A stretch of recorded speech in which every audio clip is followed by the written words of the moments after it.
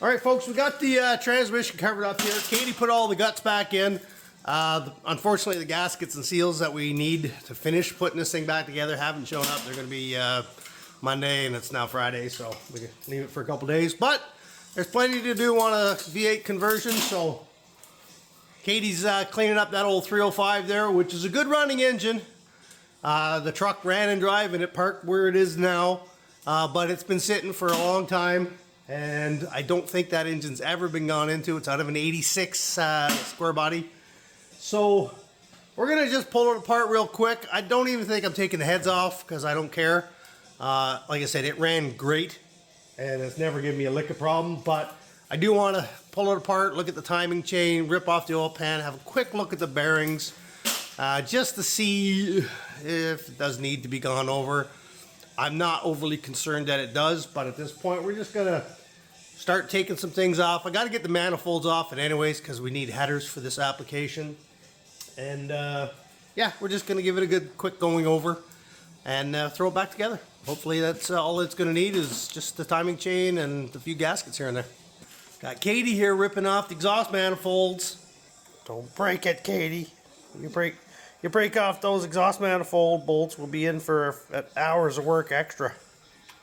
Well, maybe not hours, but it'll make me angry. So, Boomer's at the shop here for a visit. Well, we knew our luck wasn't going to hold. We did break off one bolt. As soon as we touched it, that was nothing. It didn't even feel like for a second it was going to turn. It snapped right away. Okay, so we got about 1/4 of an inch sticking out here. So we're going to try heating up the head with vice grips the easy way first. If it comes off, then yay. If not, I'll weld a nut on. Because there's enough there that I can easily get a nut on that. Should come out that way. So I'm not too concerned about that. I'm sure we'll get it, no problem. If not, hey, I got lots of better heads sitting here for this anyways. What are you doing now, Katie? Taking off the clutch fan. Oh, a clutch fan. How about that?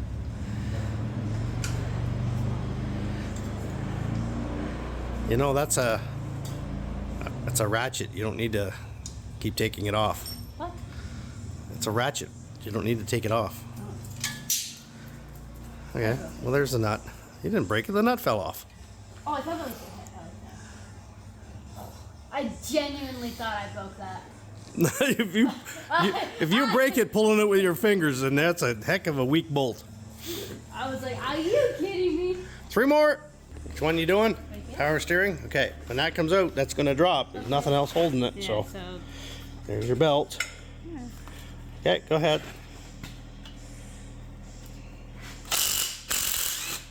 There's your power steering pump.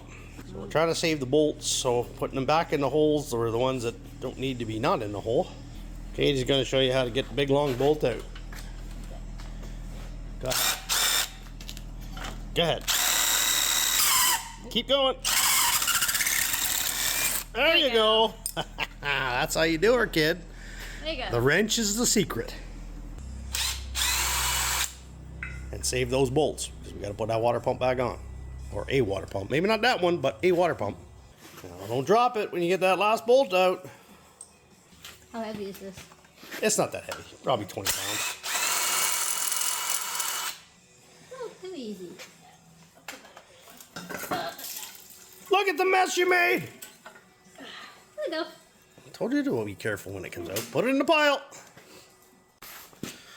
Okay, you're going to pull that distributor out now, kiddo. There you go. Should only be 2 or 3 turns to loosen that up. Once this is turning, you should be good. So a couple more turns.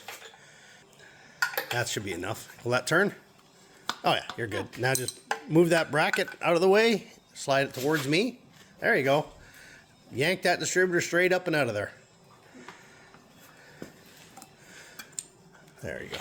Straight up and out. There we go. All the way out. Ooh. We got to reuse that, so put it in our parts pile. Okay. Now you got an oil pump drive shaft way down in there. A lot of guys will put the distributor in when they're building an engine and forget that little shaft about yay long, and then they won't have any actual oil pump. Because the camshaft turns the distributor, which in turn the distributor goes down and turns the oil pump. If you forget that little shaft, the engine will run, but you'll have no oil. That's I watched a YouTuber put a crate engine in one time, and as they were assembling it, I saw them stab it in. I goes, God, I hope they put that pump shaft in. They started up the engine, and they're like, oh, it runs great. And they start messing with things, and the guy goes, we got no oil pressure. That engine was poached in like a minute flat. Oh, that's expensive. Oh yeah, that's about a $4,000 mistake. And that starter will drop once you get the second bolt out. Great. Thanks for telling me now. At least it's a heavy duty one. Okay, go ahead. You want both of these? Oh yeah, you gotta save those. Put them in the pile. You can't mistake starter bolts for anything else. Okay. Get that intake off of there, kid. Okay. You'll need that. Which one's used? The outer 1, 2, 3, 4, 5, 6, 7, 8. You can get with that. Then you need the wrench for the other ones. Of course, they're rusted. It's a 1986. It's a 1986 engine that's never been gone into. I know that for a fact because I've owned it since the 90s. You can't get that with that. You're gonna have to do these two others. See this? What this is? No. An engine lift point. One here, one here. That's where you hook your chain to pull the motor out. Oh, I've seen those before. That will not work with your new intake. Oh, I needed that bolt. Oh, I thought you used that for bolt. No. Oops. What a mess you're making in my shop, man. Wow. Yeah, totally. Gonna be the beating heart of the Jeep. Can't even tell it's a Jeep. Look, it doesn't say Jeep on it. Yeah, it's sad actually. Maybe The fiberglass body, they didn't stamp the Jeep into them like they did on the Jeep tubs. You know, there's a story behind why people call them a Jeep, right? Yeah, I remember you. What is the story? The when they printed it in, the E wouldn't fully print, so it Because looked the dies, as they got older, the dies wore out, and that little part of the E wouldn't show up anymore, so it looks more like an O instead of an E. So then they started putting stickers on them. So they'd still stamp them, but then they would put a sticker that said Jeep. That's bizarre. But it was actually a Jeep because they were just O's. There's some Jeep trivia. Do you want to hold these? My hands are getting full. Making me do all the hard work holding your bolts. Yeah. Totally. That front one right there. Yeah. Oh, Yeah, get started young, folks, so they know how to work on their own stuff. Figure she's gonna know how to do a transmission and a motor, power steering and transfer case, and a whole bit by the time she's done this. So if her Jeep ever breaks, you know how to do it. that doesn't sound good. Oh, might need. There's a method to my madness. Most of it involves me doing less work. Okay, you got the intake unbolted. I just loosened it up. There we go. Have a look in there, Katie. You get to see before me even. How's it look? Oh God. About what I expected. Okay, see the crap in here? Let's vacuum that out. Okay. There's your front and back seals. Man, is that ever flat. It's like paper thin.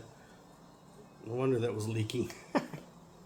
Most people, modern engine builders, will just silicone these. But the new gaskets are so much better than these old rubber ones that they had back in the day. The new ones actually seal pretty good. This is your oil pressure sender back here.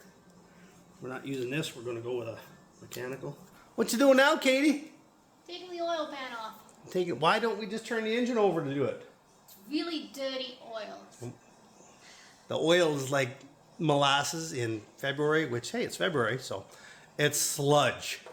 And if we turn the engine over, even onto its side, I'm going to have all that oil going into place. This has been sitting a long time, so all the oil's in the pan. That's where we want to keep it. Uh-oh. I was flying. That's okay. I got lots of oil pan bolts.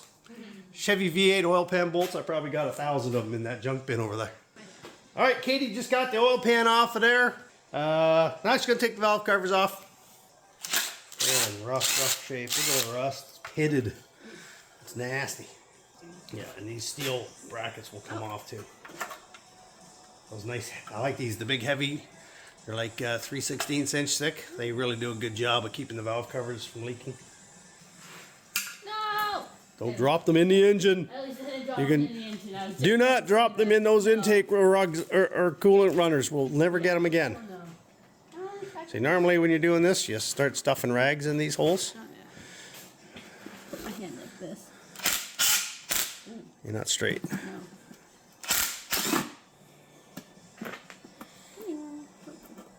Yeah, anything you drop in there, we got to fish out.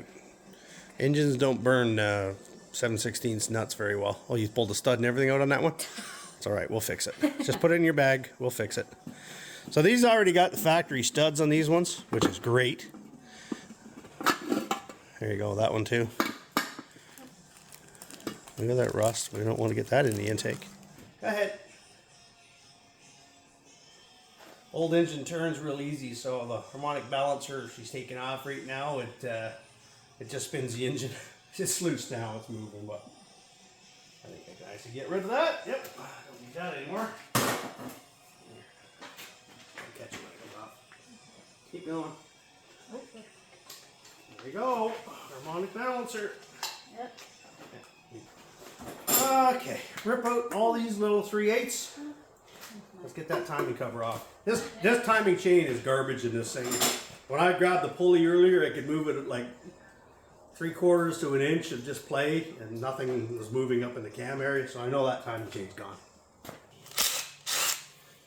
Yeah, tiny. Tiny little links. Are they cute, Katie? Is that what they are? Cute? Sure.